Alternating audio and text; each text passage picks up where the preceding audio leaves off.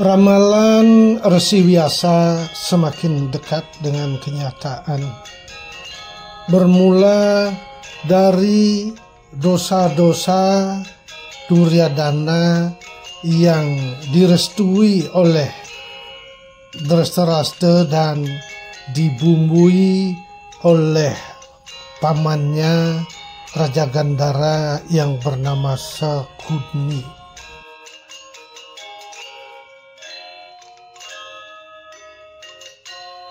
Dosa-dosa ini bermula dari rasa iri Duryodhana kepada kelima pangeran muda putra Pandu yang baru pulang dari pengasingan.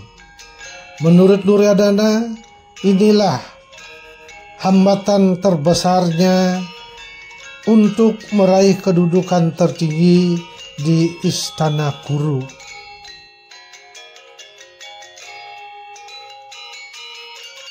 Bagaimana wujud kehati-hatian Duryodhana terhadap kelima putra Pandu ini?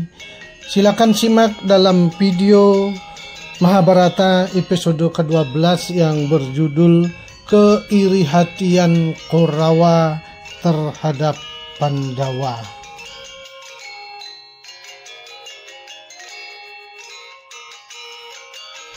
Untuk pertama kalinya dalam kehidupan mereka, pangeran-pangeran Pandawa menikmati kehidupan yang mewah dan memang sebenarnya merupakan hak mereka sejak lahir.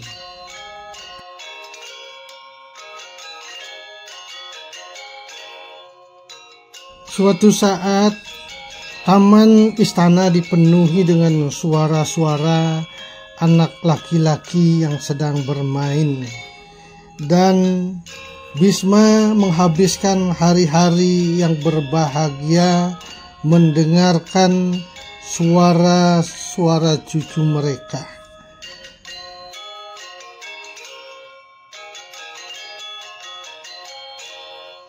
Saat itu kejahatan mulai terlahir dari hati Duryodhana. Bima adalah seorang anak yang liar. Ia sangat senang menggoda yang lainnya. Ialah anak yang paling kuat di antara mereka. Dalam semua perkelahian, ia akan selalu menang. Dalam bidang tinju, dalam bidang gulat, dalam semua permainan yang mengandalkan kekuatan, ia mampu mengalahkan putra-putra Drestharashtra.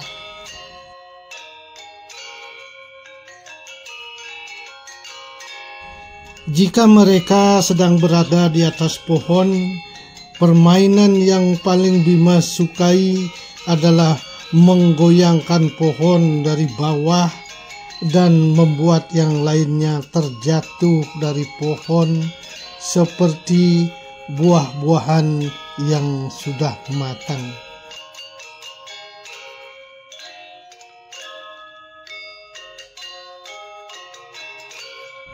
Menanggapi kekalahan dan kemunafikan dengan wajah tersenyum adalah bentuk yang wajar yang akan terus berkembang ketika kita sudah semakin dewasa. Semua sifat itu tidak ada ketika kita masih muda. Seorang anak yang kalah akan selalu berteriak dan marah pada lawannya yang menang. Ini adalah sifat kita yang sudah kita ketahui.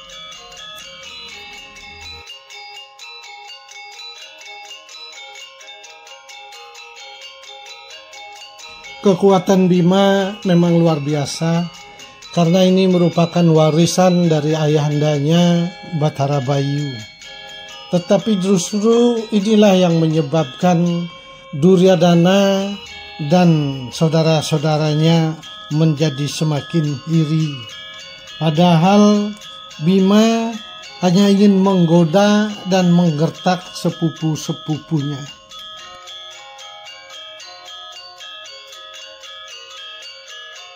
Ini semua merupakan sifat kekanak-kanakan Bima. Tetapi hati Duryodhana penuh dengan kemarahan dan kebencian serta kecemburuan. Ia benci dengan sepupunya Bima yang memiliki kekuatan luar biasa. Anak yang malang ini kemudian memikirkan cara untuk membalas dendam dan membalas penghinaan yang dilakukan oleh Bima.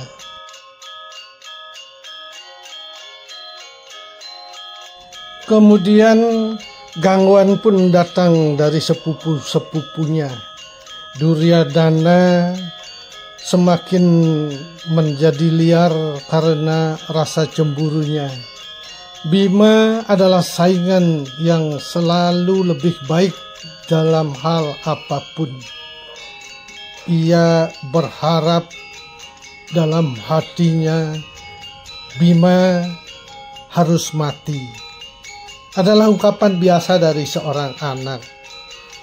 Tetapi hal ini tidak berhenti sampai di situ.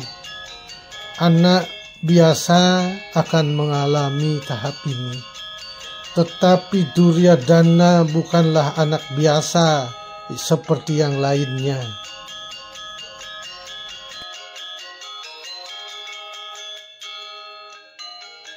Disinilah merupakan tahapan yang rawan.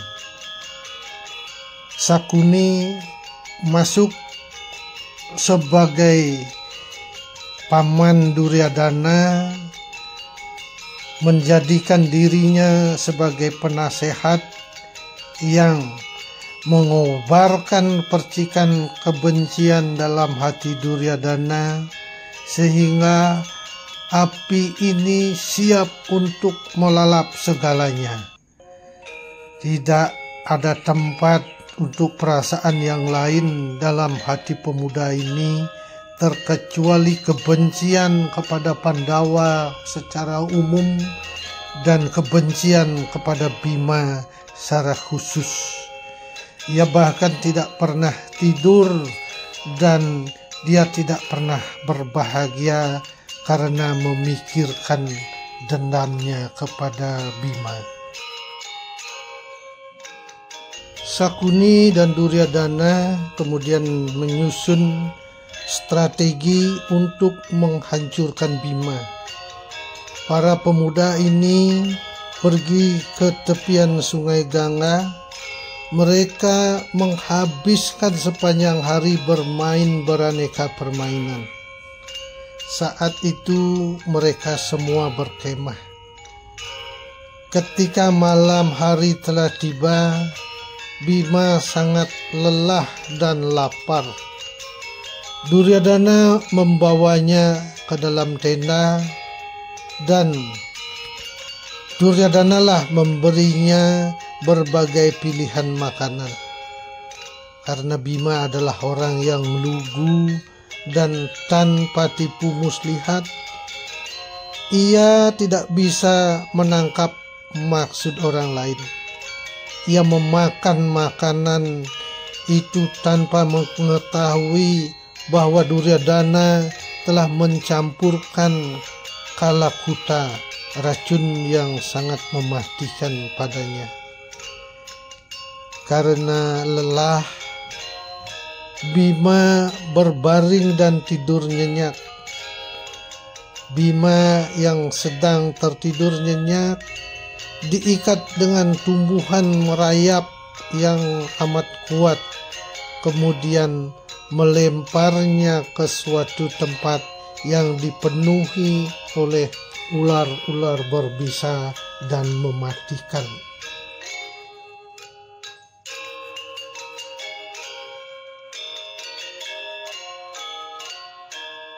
Keesokan harinya, semua pangeran-pangeran muda sudah kembali ke kota kecuali Bima. Sementara Bima yang telah ditenggelamkan ke dalam air dengan tangan dan kaki terikat tetap tertidur.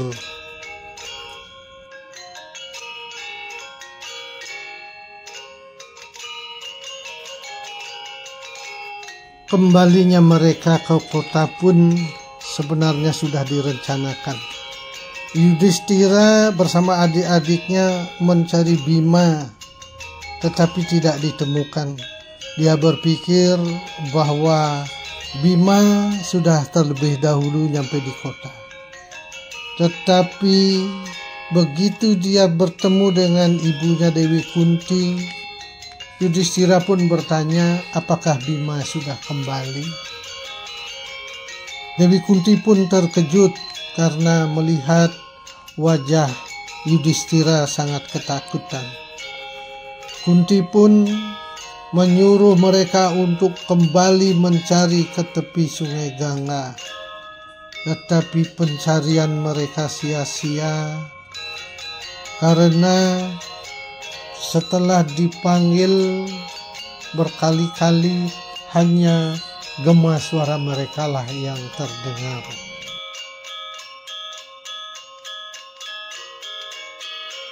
Setelah pencarian Yudhistira dan ketiga adiknya gagal, membuat Kunti semakin khawatir. Kemudian ia pun memanggil Widura dan berkata, "Duryodhana sangat tidak menyukai anakku. Aku khawatir ia akan membunuhnya pada saat dia tertidur." Widura pun menenangkannya, "Jangan khawatir adikku. Kuserahkan padamu perlindungan keempat anakmu yang lain. Jika Duryodhana tahu bahwa kita mencurigainya, ia juga akan membunuh yang lainnya. Engkau tidak usah khawatir, karena telah dikatakan oleh para resi bahwa anakmu akan berumur panjang. Jangan perlihatkan perasaan ini. Aku yakin Bima selamat. Ia akan kembali padamu. Tabahkanlah hatimu dan jangan biarkan Duryodhana tahu bahwa kita mencurigainya." Setelah kata-kata itu dilontarkan, kemudian Widura pun pergi.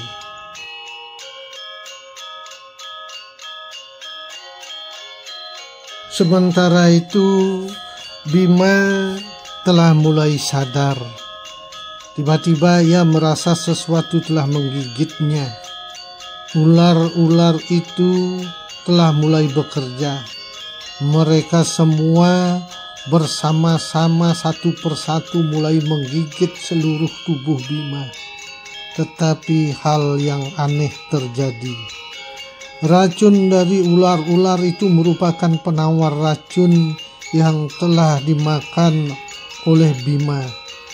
Ia bangun dan mulai membunuh ular-ular itu. Berapa di antaranya berlari dan melarikan diri pergi ke daerah lain. Mereka sampai pada kediaman Naga Basuki. Naga Basuki adalah si Raja Ular. Kemudian menerima laporan dari menterinya bahwa ada seorang manusia yang telah digigit oleh ribuan ular kita. Tetapi gigitan itu hanya membangunkan beliau dari tidurnya.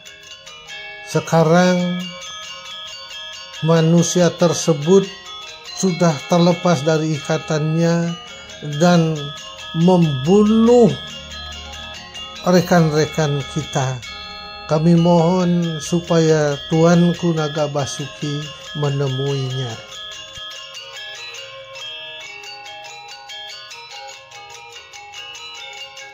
Mendengarkan cerita dari menterinya, Naga Basuki segera mengetahui bahwa manusia tersebut adalah Pangeran Bima, putra Kunti yang merupakan titisan Batara Bayu.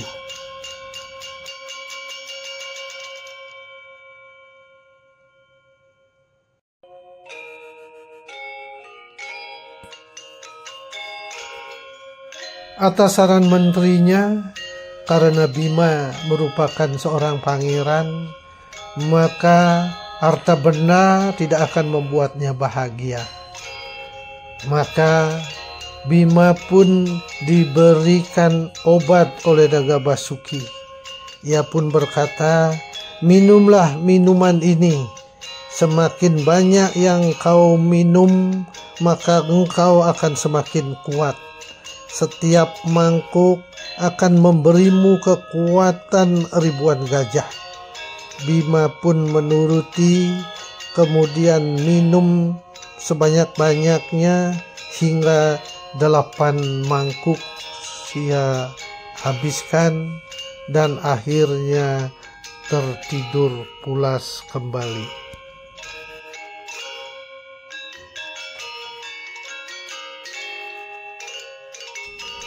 Bima tertidur selama 8 hari.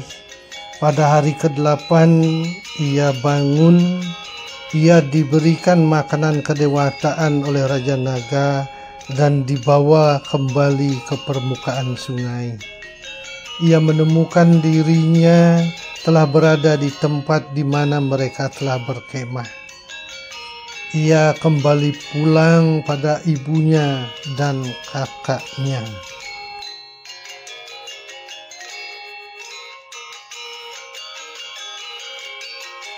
Di istana Kuru, Bima disambut dengan tangisan oleh ibu dan saudara-saudaranya. Setelah dikelilingi oleh mereka, Bima pun mengatakan bahwa ia telah mengalami hal-hal yang sangat aneh. Mendengar hal tersebut, Widura pun mengatakan kepada Pandawa supaya mereka berhati-hati terhadap kebencian Duryodhana.